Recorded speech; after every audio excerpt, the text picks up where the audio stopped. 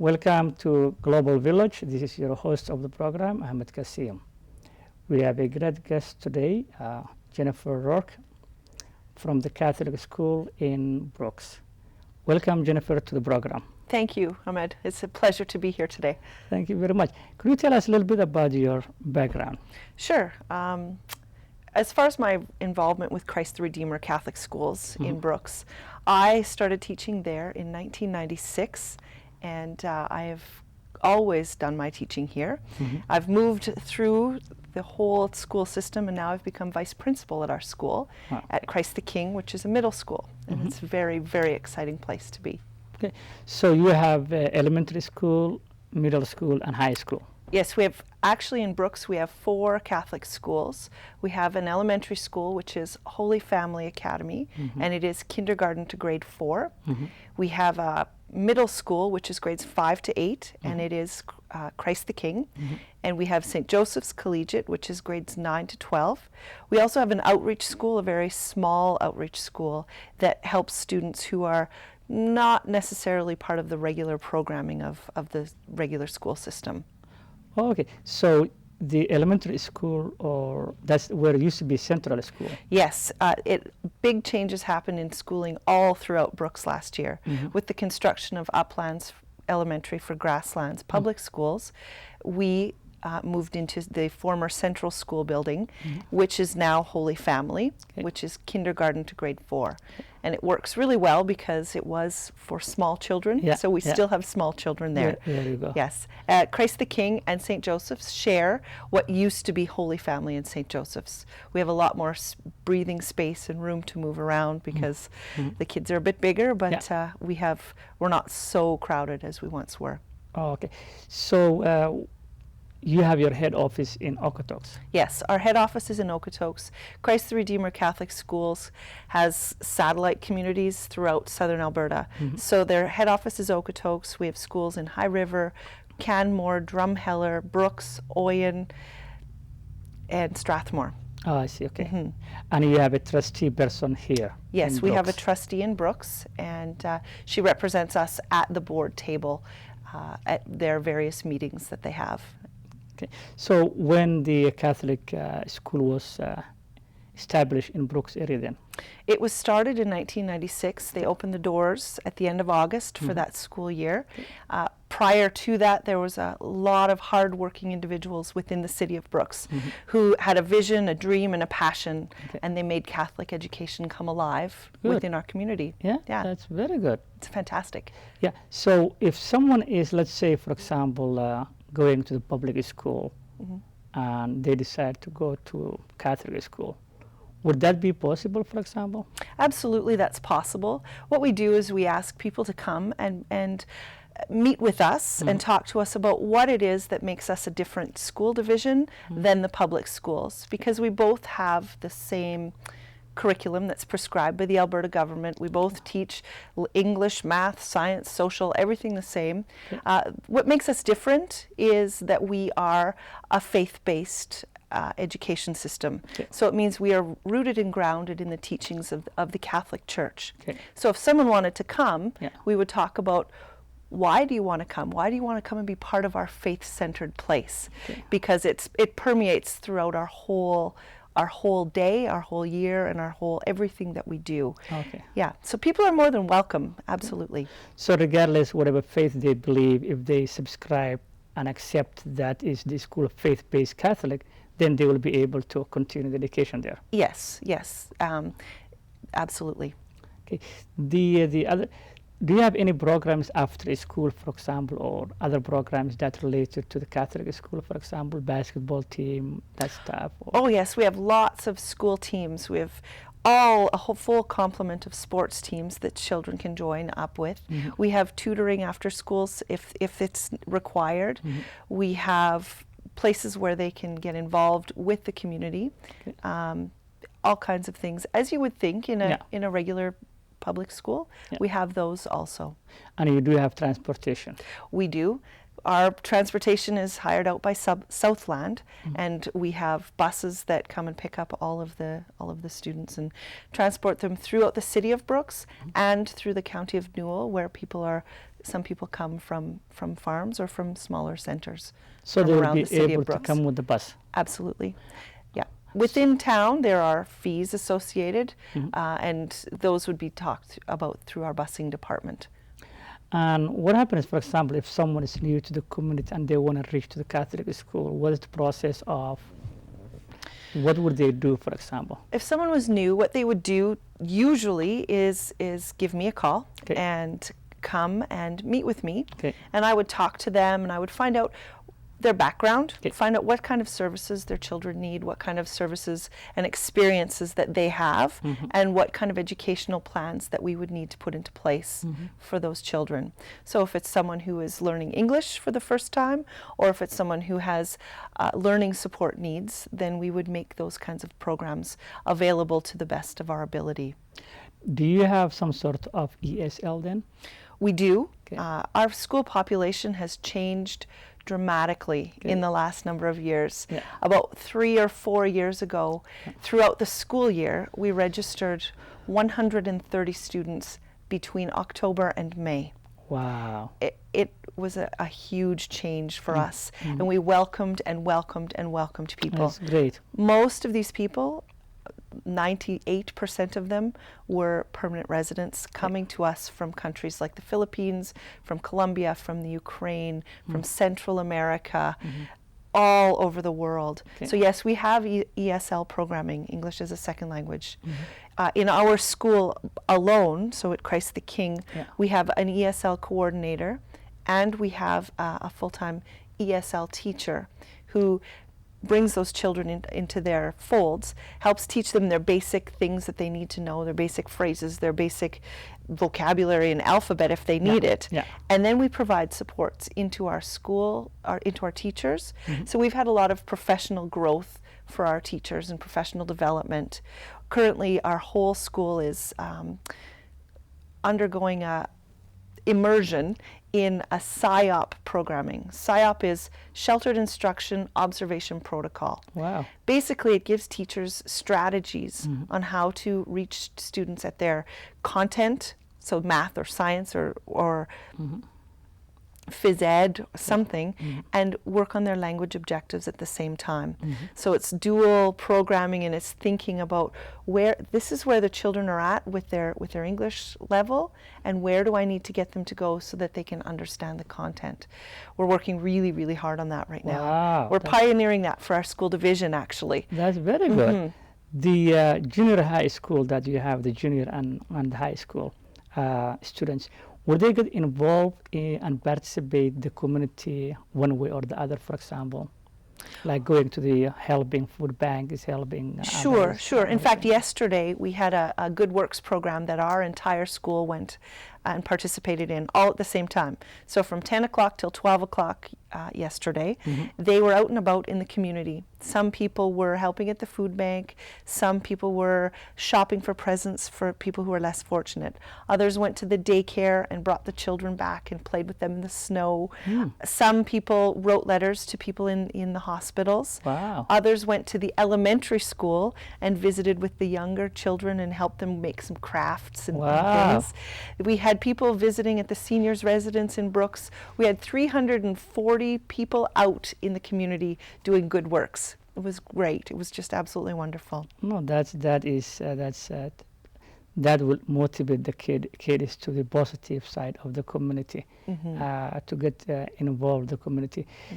You also have some sort of universal breakfast or lunch, because Grassland have a kids program where if kid doesn't have a food in the morning, they provide. So They really do need to eat. Yeah. Eating is So you very do have. important. Yes, we have through donations. We get lots of donations through St. Vincent de Paul, which is a good work society that works through our church, Yeah. that helps all throughout the community of Brooks. Okay. But we've also recently gotten donations from some oil field companies who are more than willing to help with lunches and offering those breakfast kind That's of items very too.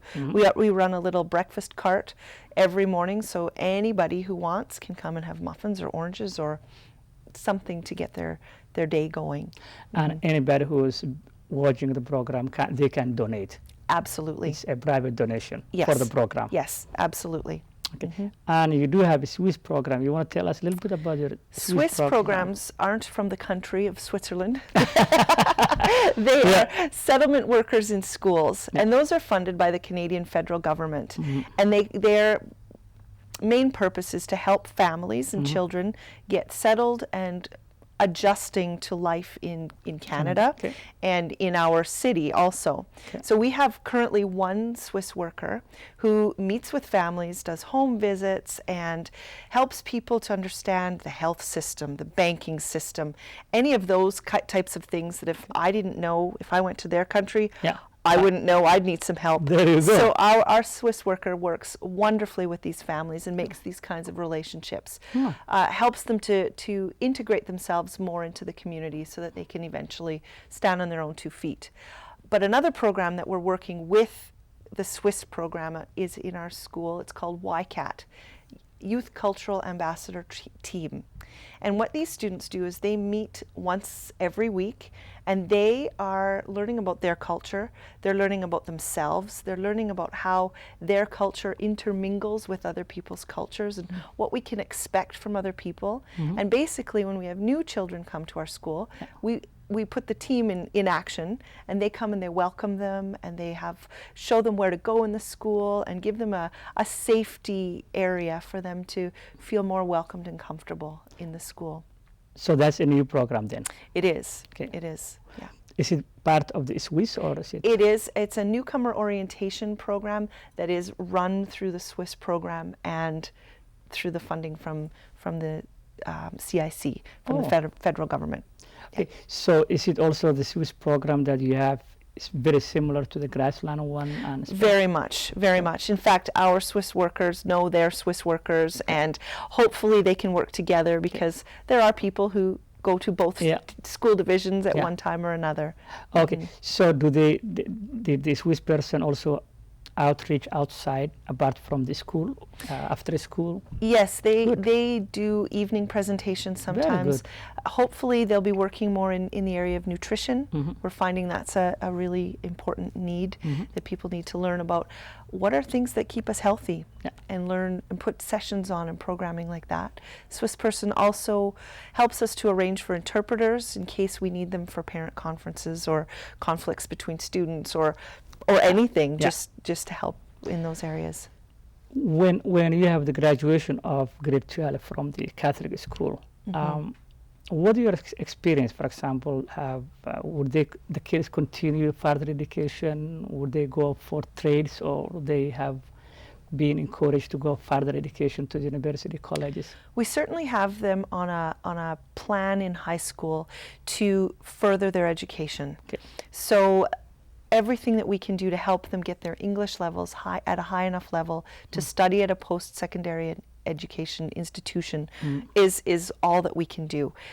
So it's if they go to the Medicine Hat College, we're trying to make some links in that area. If they go to university, we're finding cost is very prohibitive, because these families have spent all their money to get their families here, and further education is very difficult. But we certainly want the children, the students, to be able to think about further education and be part of the trades, be part of a university degree or a college diploma, whatever we can do. If someone is a graduate, for example, from the Catholic school, and they want to go for further education to University of Calgary or University of Alberta, they don't need to be to continue that Catholic version of the school, I would imagine, if they're going further education to the university. Their diploma, their high school diploma, is a regular diploma. Okay, that's for the faith, and then if they go for further, they go to University of Calgary. They right? can go to any university that they would like, and they can get involved. We would encourage them to be part of the faith aspects of their universities or of their churches within their community. We really hope that not only are we teaching children to be readers and writers, but we're teaching them how to be good faith-filled people who are active in their parish, active in their community, and living a life that's relying on God. So you're building from the base, from kindergarten to grade 12. Absolutely. So that's the foundation, so they will continue believing themselves, believing God, and all that stuff. Yes. Well, that's a very much. Do you have motivational speakers, for example, now and then at the school? We do. Quite often we'll have people come and either share their faith stories or encourage people to be more active in their faith, or give them a different perspective on how to do that, be more excited about it. And every year all of our schools have people who come in and are part of that. Often it involves music and drama and stories and enacting a team. In our high school we have a team that comes out and they provide music for services, and they are active within the other school community, part of the whole school community too. The other challenge that you have is when people are coming from either immigrants coming, it will be easier for the school to know in advance, so that will add to the program. It would, absolutely. The more we can know how many people are coming through our doors and maybe possibly where they're coming from, we can adapt our programming accordingly. We right now we have 60% of our school population is English as a second language. Wow. And 40% is English only. So what we really are working on is to address the unique needs of all of the students in our school. So we really talk about differentiated instruction and meeting the children where they're at. What do they need? Where do we need to go? And it doesn't matter if you've come yesterday off of a plane or if you were born here. We're all learning English. We're just at a different part in our journey. And to be able to meet them in those needs, we really try to make the programming adjustable to them. So if we know how many people might be coming, we can hire appropriate staff. If we know if people are leaving, we can make those kind of adjustments also. Also, it's very much important, the involvement of the parents to the school. Yes, it is. We really believe that we are in a partnership with the families, and we will try to have them involved in their education as much as we possibly can. So whether or not that's homework help, whether it's coming and volunteering at our school, any parent is welcome at any time to come and volunteer in our schools, or being part of the community at large to make it a home for them. And this is our home, this is our community. We're proud to be part of Brooks. That's the same challenge that Grassland has, is also the same thing, that parents are not involving enough. Yes. So is that specifically for the New Canadians or all the parents? You know, I think it really depends. It depends how people approach education, so that to see if they feel welcome to come. It feels of their personal experience of education. And so we just want to make people feel that they're more than welcome to come and be part of their child's education, because we're partners with them. So do you have some sort of, for example, meet and greet, some sort of, to get to know the parents, is how you do that engagement with the parents, or the interviews? I know you have interviews, but is it something that you look forward to have, let's say, parents and teachers to get together so they could be able to get to know each other? There are some events that we do, informal events or formal events. Sometimes we have coffee, just come on in. I know at Holy Family right now they're having coffee with the administration once a month, I think. So they can, anyone can come and have coffee with the administrators from that school, and that would be a really great tradition to have for all of them. No, that's very good. In terms of coming the holidays, for example, you have what, time off from the 19th? Yes, our last day of school is the 19th, and they return back to classes on the 5th. On the 5th. Oh, okay, so that will be same as the Grassland then. Yes, we try to have similar calendars, but occasionally there's a day or two that are different, and Grassland's kids go to school one day and ours don't, or ours go one day and theirs don't. But especially the April, I believe April or March. In the Easter holidays, yes. There is some. See, our calendar is based with our school division, which is in all of those different communities, which is, it would be nice if we could have it all the same, but at this point, that's not where it's at.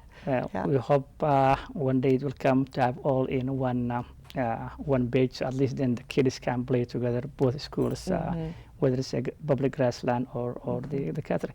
Coming back to Brooks as in general, you've been since 1996. Yes. And you have seen the changes of the community. Yes. You are very active in the community. And what do you think the advantage of diverse population like ours is? I think it is so advantageous that we live in such a multicultural society, in Brooks Yeah. particular. I think that we can see the world without ever leaving our town. Yeah. And we have so much to learn from each other. We have so much to gain from knowledge of looking at each other in our hearts, and knowing that we're all people. We all do people things. There you go. And we can do that together in the community of Brooks. So it's advantage of having that diverse population. Yes, without a doubt. The fact that it's advantage because of you will get to know different cultures. For example, we had in September we have Taste of Nations.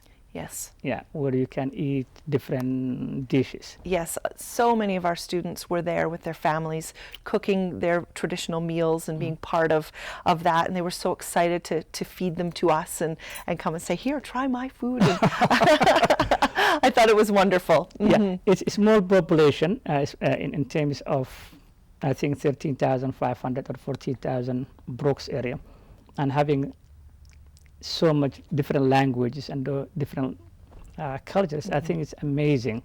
I think it really teaches us who we are, and it opens our eyes that there's a great big world that we are so privileged to be able to be part of.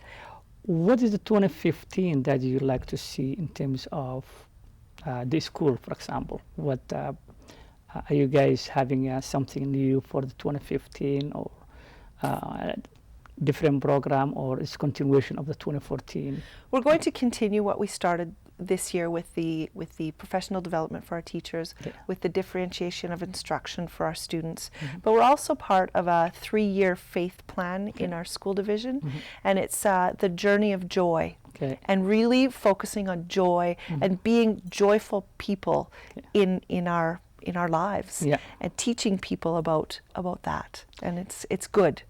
Because people always talk about happiness, and I always tell them, happiness, money does not bring happiness. What brings happiness is your faith. And the joy is, even if things are tough, we can still find a center of joy. No, that's great. And what would you like to see, for example, Brooks and County of Newell in 2015? I know one of the things probably will be our mayor will be MB. Yes, we'll have a bigger voice in Ottawa. There you go. And I think we can look forward to living in harmony with one another in our very diverse community. No, that is true indeed, and you get involved a lot of. Is there any other thing that, from the school point of view, apart from Swiss program, and do you have a basketball, ping pong team? Or do you have a basketball team who plays together somehow? Wouldn't it be great?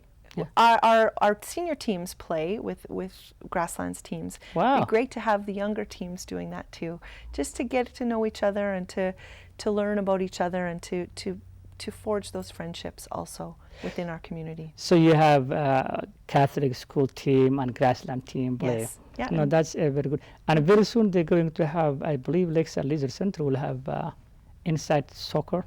I think so. Soccer is huge for most of our kids that come. They are soccer fanatics, really, and they play soccer every chance that they can get. So if they can play indoors, if we can have a soccer team, that would be really wonderful too. Yeah, I think that's what they plan. I believe they're going to have the renovation start on April sometime. Good. And probably will take about a year, 2016, end of 2016, probably they're looking at, sometimes 2016, they're looking at probably inside soccer, which is very huge, popular with special immigrants. Yes, yes. Yeah, soccer game, that's what immigrants look like. They like it much better than football or baseball. Yeah, baseball, football, and I think the hockey game, those are the major ones for the Canadians, for example. Yes, but I think that soccer is more accessible You don't need quite as much equipment to play, Yeah. and it seems that everybody knows how to play.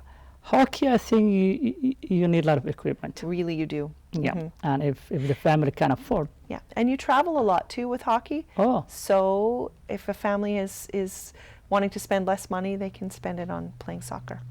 oh, okay. So basketball will be the same then. Basketball, school sports are in essence free. Oh, Yes. okay, okay, okay. No, that's great, Jennifer.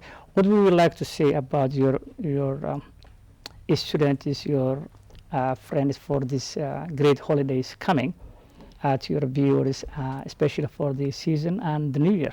Well, I wish everyone the very best, a very Merry Christmas and a Happy New Year, and best wishes to the year that's coming up. And I'm just very thankful that we got this chance to talk today, because it's good for us to share who we are and what we do, and especially in the context of our work.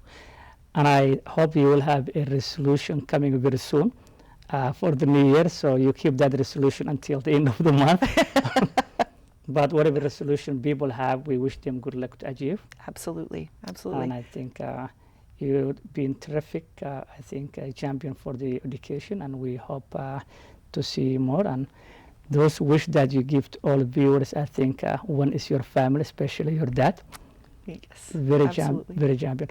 But yeah, I think you've been champion for the education, and we hope to see the Catholic education and Grassland very soon to be on the same page. Mm-hmm. And I'm sure that students from both schools will achieve the same goal, and the community will achieve in general supporting the students, because education is the success of every individual in life. And you guys are doing a terrific job, and I just would like to take the opportunity and thank you and your friends at the school, the administration and principals, trustee, for the well done job that you guys been doing for the past. We hope you guys will continue that positive contribution to our society, especially the new coming generation of leaders. That's right. That's where they come from. That's where they come from, and we're very blessed to have them. So thank you very much for having me on your show today. No, thank you very much, I think. And this is, before we just clip, I think this is part of thanking appreciation from, I think you could probably have the two of them, because one Okay. is a ring, Mm-hmm. and that's from Salma and Bilan. I think that's the bench they have, and that's the promise that I have made this morning. They said Okay. they need to give it to the Augustus, especially Catholic school.